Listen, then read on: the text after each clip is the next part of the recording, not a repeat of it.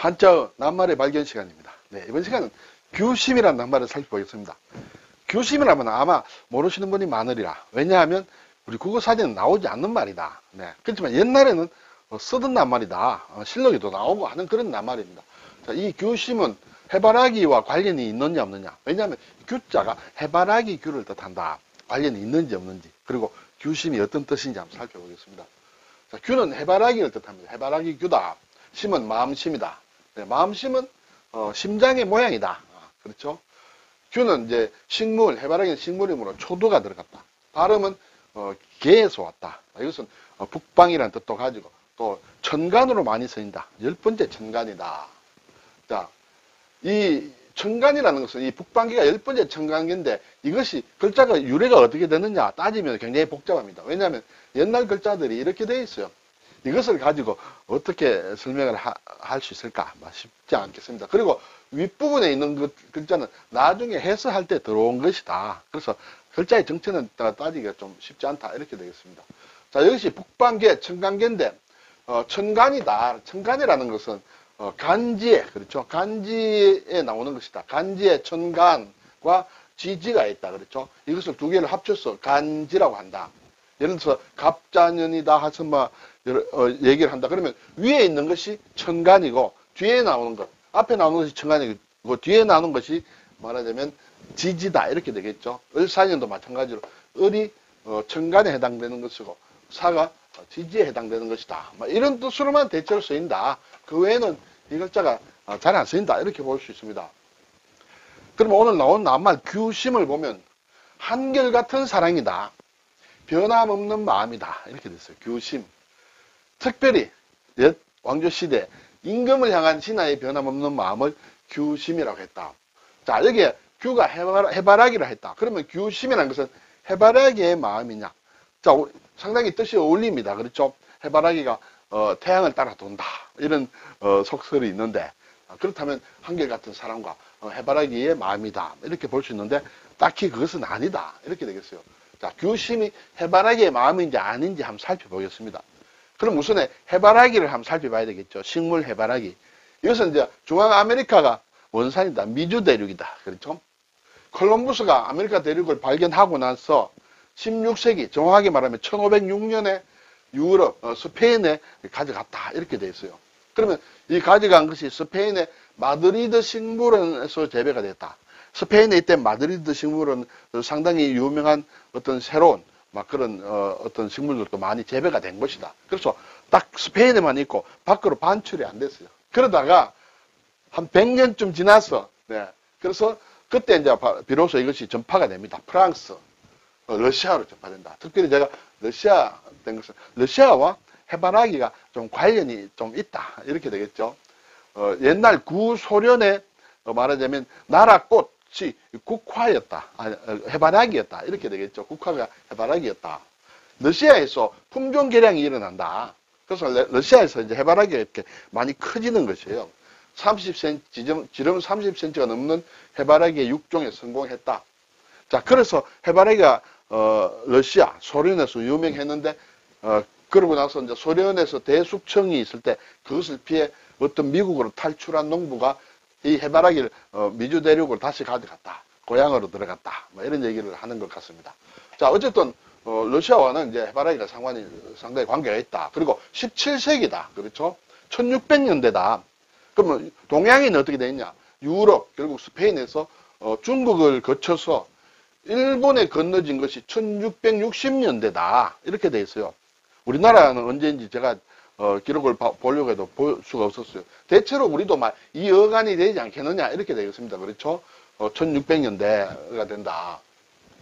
자, 앞에서 소련과 해바라기를 얘기했는데 옛날에 찍은 1970년대에 찍은 해바라기라는 이 소피아 로렌이 주연한 이 영화 장면이 나오는데 이것이 이제 우크라이나 지역이다. 우크라이나. 네. 지금 그래서 구소련의 나라꽃 국화는 해바라기였지만 지금 러시아는 이것이 나라꽃이 아니다. 지금의 우크라이나. 예, 지금의 우크라이나의 말하자면 국화가 해바라기고 이 선플라워를 찍는 배경도 우크라이나였다. 이렇게 되겠습니다. 자, 그래서 이제 아직 규심이 해바라기 마음이냐는 것이 문제가 끝나지 않았습니다. 이 규자가 해바라기 규라고 했는데 좀 더 따지고 들어가면 아욱이다, 접시꽃이다 이런 뜻을 가지고 있다. 자, 해바라기가 1660년대쯤 돼서 동양으로 이제 건너왔다 이렇게 됐죠. 한자는 훨씬 전부터 있었죠. 그렇다면 원래는 이것이 해바라기를 뜻하지 않고 아욱이다, 접시꽃을 말하자면 뜻했다. 그러면 이제 이 규심이 뭐냐? 특히 우리나라에서 따져볼 때 제가 실록을 보니 세종실록에도 나옵니다. 세종실록에는 1423년이다. 지금 동양에 해바라기가 전해지기 한 200년 전에 이미 규심이란 말이 나옵니다. 어떻게 되냐 하면 일본의 관서도, 간사이 쪽이 되겠죠. 관서도의 원준신이라는 사람이 토산물을 바쳤다. 세종실록에 나온다. 수구회 규심이다. 비록 오랫동안 규심, 그렇죠? 규심을 가지고 있었다. 조선의 왕에 대해서 규심을 가지고 있었는데 미덕투 근성이다. 어떻게 근성을 표시할 그런 기회를 가지고 못했다. 성의를 표시할 기회를 갖지 못했다. 이런 이제 규심이 나온다. 이때는 해바라기 마음이 아니다. 그렇죠? 네, 그래서 원래 규심은 해바라기 마음이 아니고 아욱과 접시꽃과 관련된다. 이 아욱이라는 식물, 예, 뭐 아욱국이라든지 뭐 여러 가지 우리가 나물로 데쳐서도 먹습니다만은 이 잎이 햇빛을 향하여 기우는 습성이 있다. 그래서 아욱을 이 규자를 썼다. 그리고 접시꽃도 이 규자를 쓴다. 접시꽃도 이렇게 햇볕과 반대되는 방향으로 이렇게 예를 들어 화분의 방향을 튼다든지 하면 아마 금방 시든다고 합니다. 어쨌든 햇빛과 관련이 된다. 그래서인지 몰라도 해바라기가 들어왔을 때 이 규자를 해바라기에 갖다 댔다. 이렇게 되겠죠. 그런데 해바라기라는 이름을 한번 살펴보면 우리가 얼핏 보면 해바라기는 해를 향해서 이렇게 돈다 이렇게 하지만 실제로 그렇지 않다고 합니다. 해를 바라보거나 우리는 그 해바라기 꽃이 해를 바라보거나 또는 해를 향해서 따라서 돌지는 않는다. 근데 왜 그런 오해가 생겼느냐 하는 그런 것도 있겠죠. 잘 알다시피 영어로는 sunflower다. 해를 닮았다. 해를 따라서 돈다는 게 아니라 해를 닮았다 해서 이제 해바라기를 한다. 그렇지만은 영미권에서도 권력의 주변을 맴돌면서 기웃거리는 사람을 해바라기라고 한다. 이렇게 돼 있어요. 글쎄요, 우리나라 용법에도 전혀 없다고는 볼 수 없겠죠. 그렇지만은 이렇게 쓰이고 있다. 중국에서는 향일규다. 중국에서 먼저 규자라는 말을 썼다. 그렇죠? 그래서 해를 향하는 그러한 이런 꽃이다. 이렇게 됐다. 그러니까 이 글자를 보면 해바라기가 해를 따라 도는 것으로 오해하기 쉽다. 이것은 오해다. 실제로 해바라기는 해를 따라 돌지 않는다라는 것이에요. 중국에서는 조양화라고도 하고, 일본에서도 히마와리라고 한다. 히마와리. 히라는 것은 이제 해를 얘기한다. 태양을 얘기한다.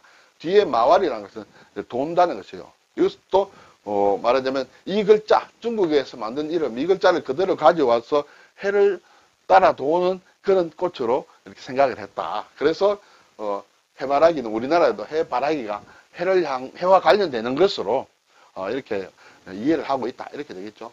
자, 우리나라에서는 향일규라고는 하지 않고 우리 사진은 지금 향일화라고 되어 있어요. 해를 향하는 꽃이다. 이렇게 되어 있고, 규곽이다. 곽은 말하자면 콩잎이다 또는 미역을 얘기하는 데 쓰는 그런 글자인데 어쨌든 이러한 글자를 가지고 규곽이다. 이렇게 쓰고 있다. 이것이 앞에서 규자라고 하는 한자를 갖다 댄 동양의 꽃이 아욱꽃과 접시꽃이다. 예, 이렇게 되어 있습니다. 자, 이제 글자를 잠깐 살펴보겠습니다. 이 개는 북방 열대청강개다. 그렇죠? 그래서 우리 생활 용어로는 거의 쓰지 않는다. 예. 개미자, 우리 역사책에서 보면 개미자. 예. 태종 3년에 만든 구리 활자다. 개미자. 또 이 외에도 이제 활자들이 있죠. 개미에도 나왔다. 개축일기 할 때도 개자들을 한다. 이때는 광해군 때다. 광해군이 영창대군을 죽이고 말하자면 자기 서모를 임목대비를 유폐를 하고 하는 그 과정을 써놓은 것이 개축일기다. 자, 해바라기 규자로 이제 쓰이는데 다른 말로는 앞에서 봤듯이 규곽이다라는 그런 낱말로도 쓰이는데 우리가 지금은 한자를 잘 쓰지 않으므로 다 쓰지는 않는다. 이런 말은 볼 수는 있어요. 산규다. 산규는 고추냉이를 뜻한다. 고추냉이. 그렇죠? 알기 쉽게 얘기할까요? 일식집에 나오는 와사비다. 와사비를 이 산규로 써서 고추냉이 또는 와사비를 얘기를 한다. 그러니까 물론 일본에서도 이렇게 쓰고 와사비를 이렇게 쓸 수도 있다. 이것이 이제, 그렇죠. 풀초가 올라간 해바라기 귤가 되죠. 그리고, 여기에 북방계에다가 손을 붙였다. 제방면을 붙이면 헤아린다는 뜻이다. 이것도 별로 쓰이지 않는다. 근데, 영상, 그렇죠. 또 좌상, 우상 할 때, 대감들을 뜻할 때, 정일품을 뜻할 때 이 규자를 쓴다. 수규다 하면 말하자면 영의정이다. 영의정은 별칭이다. 좌규다 하면 좌의정이다. 우규다 하면 우의정이다. 아마 이렇게 정도 외에는 글자는 잘 쓰이지 않는다. 이렇게 되겠습니다. 네, 오늘 규심이다. 네, 한쪽을 향하는 마음이다. 특히 옛날에 임금을 향하는 마음이 규심이다. 이게 해바라기 규로 지금 쓰이기 때문에 해바라기 마음, 해를 바라는 듯한 그런 마음으로 오해하기 쉬운데 이 낱말은 동양문화권에 말하자면 해바라기가 전래되기 전부터 있던 낱말이다. 이렇게 되죠. 향일규, 중국이나 일본에서는 이 향일규를 해바라기로 쓴다. 우리는 이 낱말은 사진은 나오지 않습니다. 향일화다 이렇게 나온다.